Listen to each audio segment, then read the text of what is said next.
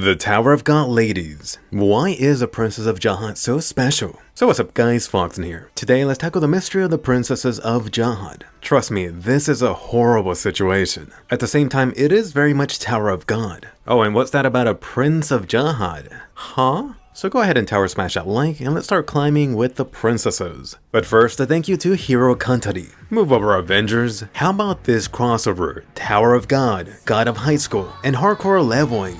Oh yes, you're able to go through the stories from all of these various webtoons. You could create and customize your own party. Just starting off, you do get the main heroes from each of the webtoons. Right away, I got Bomb and Yuri for free. And you can too. Just for downloading, you'll get a selected summon within 10 minutes of playing, which means a free SS rank character. For my free character, I got freaking White. I almost freaking screamed.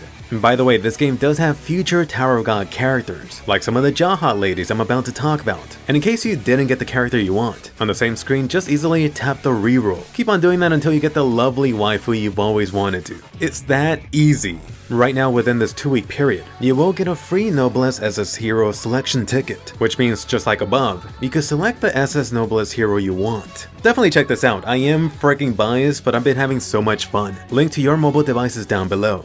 Early on, the Tower of God anime introduced you to a few ladies known as having the title Princes of Jahad. You had the lovely Yuri Jahad in the first episode. She's a fun, spicy one, followed by Endorsi and Anak a little bit later. Although not mentioned yet by name, the anime has foreshadowed a couple of others. Keep those in mind. Let's go ahead and turn back the clock a few thousand years. In the previous video, you found out about the regular King Jahad entering the Tower of God, technically before he became king. This included a young Jahad plus a couple of buddies during his tower climb. 2 of those people were Arlene and V. The other 10 would eventually become the 10 great family leaders. In total, 13, a very lucky number. The question you're wondering is, how do the princes fit in all of this? So far, the Tower of God anime has given you a few pieces to this princess program. Perhaps King Jahad's blood really is that powerful. The guy is unable to create a child with any female partner. And I know some of you guys were joking about this last video, about the almighty Jahad, that he must be a virgin. I'll let you believe that if you want. But actually, his powerful blood would make sleeping around a lot easier. I mean, there are examples of great leaders with multiple wives.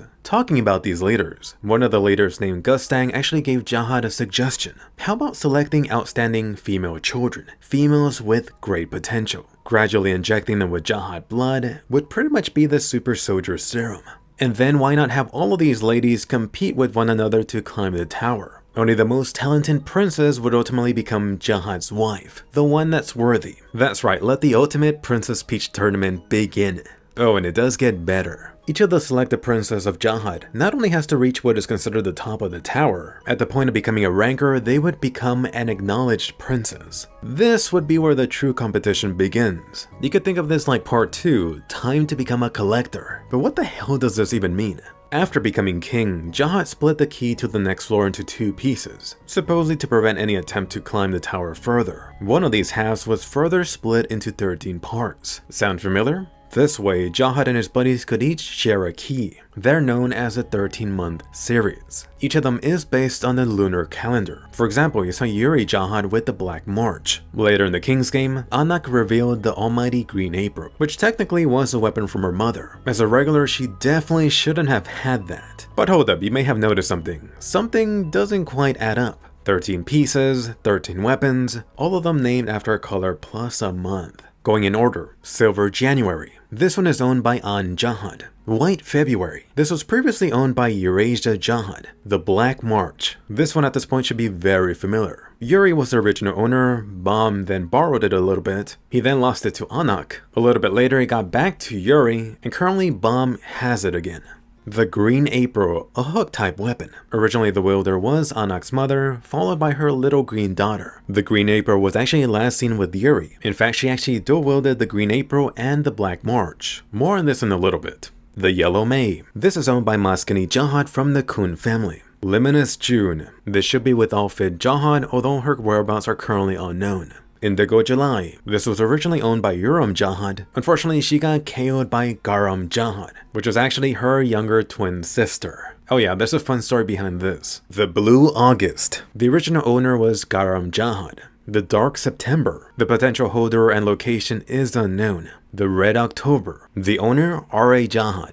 the Golden November. This was owned by Adori Jahat, which is actually currently the strongest active princess of Jahat. Within the whole tower, she comes in at ranked number 7. That is considering King Jahat and the other 10 great family leaders. The Colorless December. This was owned by Aunt Jahat. Previously, she was ranked number 7 within the tower. At the moment, let's just say that she's currently inactive. Number 13, the Rainbow Uni December. Details about this unknown. So wait up, what the hell? How do we get to 13? This actually does not mean that the Tower of God world has an extra month. Or actually, it may depend on where you are. It turns out that there is some legend that the hometown where Jahat is from actually has 13 months total, hence the extra Uni December. What really opens up your imagination even further is that the last Rainbow Uni December is not a weapon, it's actually an arms inventory. This is similar to what Yuri showed off in the first anime episode. In other words, it feels like a perfect place to collect all the previous weapons. You heard that, Bomb? Time to become King Jahat's waifu.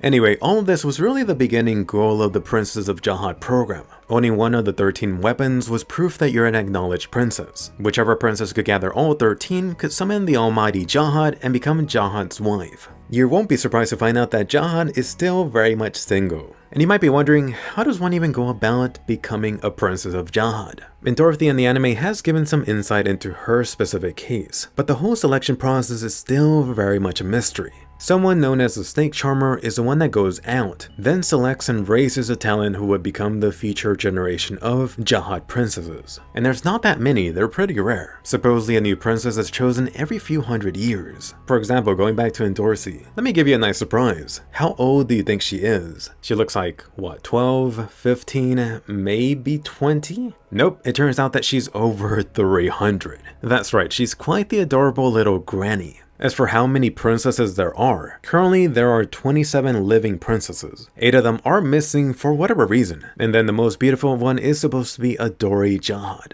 So besides getting this lottery ticket to potentially becoming a wife one day, there should be some other perks to this. You might have guessed it, the Jahat blood has enhanced them severely, and Dorothy in particular has shown strength and development growth rivaling Bomb. An extra bonus to the strength actually comes from the special 13-month weapons. All of these are powerful ignition weapons, some of them even going up to S rank. Although you should notice these weapons are not the most powerful in the tower. For example, Yuri herself has access to much stronger weapons. Like with most tools, it really doesn't matter how big or powerful it may be. It all comes down to how you use it. And don't get me wrong, that's not to downplay the power. Take Anak. She definitely had quite the power boost during the crown game compared to the other guys. What a little cheating turtle. As another bonus, the 13-month weapon series are considered being this ultimate spell item, which means these weapons are capable of neutralizing or destroying other spells. For example, partial immortality. Although the 13-month series also have their name engraved onto them in Japanese. I haven't yet noticed the anime try to add this detail anywhere. On the flip side, some disadvantages to the princesses. No surprise, Jahat does seem to have some influence or control over them to some extent. Endorsi, for example, froze up when she was about to challenge a young Jahat. And of course, you're not supposed to get married or fall in love with someone else, or you get into Anak's situation. Of course, this being Tower of God, naturally you've only heard part of the princess truth. Oh yes, there's so much more to this. Going back to the initial princesses of Jahat, the harsh reality was that they were all consumed by some evil magic coming from the 13-month weapons. They strangely ended up hating one another and killing each other. It quickly devolved into a competition between the 10 great families. After years and years, it eventually got to the point where their supposed goal or dream of marrying Jahat didn't matter one bit. All of these supposed Jahat sisters only cared about slicing each other's throat. It became this fight between the 10 great families that would never end, an endless war. Fortunately, one day, some hope appeared by the name of Aunt Jahat. She was a gifted individual that potentially could end this ongoing tragedy. She was actually the byproduct of mixing 2 great family leaders' blood within her. This powerful mixture, combined with her colorless December, allowed her to display more power and talent that previously had been seen. Even the 10 great family leaders had to acknowledge her power. This was it. She was going to end the contest and become Jahat's wife. Except for some strange reason, she unfortunately went completely insane. She started killing off people left and right, especially anyone from the Jahat family who crossed her path. King Jahat responded by having her sealed away in some mysterious labyrinth. Years later, this is where Garam Jahat came into the picture. She found it impossible to believe that this Anna person she admired ended up in such horrible state. She went ahead and risked her life to break into wherever she was sealed. This is where King Jahad's dark secret came oozing out. The truth of the Jahad princesses. King Jahad actually never intended to marry anyone. It was all a lie. The true reason he created this program was really going back to Endorsi's Shu comparison. This composition was only meant to wipe out people's complaint about Jahad getting a potential partner or heir to the throne. In the background, all the Jahad princesses were being manipulated by Jahad. He was actually the one responsible for all the initial ladies dying off. Going back to An Jahad, she discovered the truth. She actually then had the ladybits to confront Jahad about this dark secret. The truth of the matter was that King Jahad still had a first love who he could not forget. Recall Arlene Grace? Why bother with this buffet of princess booty when he still got the first love on the brain? Oh, come on, King Jahad. Unfortunately, this princess had discovered too much. Officially on paper, she supposedly went mad and crazy, killing people. Shortly after, she was quickly sealed away. This actually resulted in her two parents, the two great family leaders, to split. And they actually forbid any marriage between their families going forward. Somewhere around the same time existed Yuram Jahad. She was a princess that managed to gather 2 of the 13-month weapons. One day, the Jahad family assigned her to a very special mission. It ultimately resulted in Yuram igniting 2 of the 13-month weapons during the fight. Strangely, Yuram ended up going on a rampage. She lost her senses, murdering any Jahad allies nearby. She even killed off one other princess. So hey, doesn't this sound very familiar?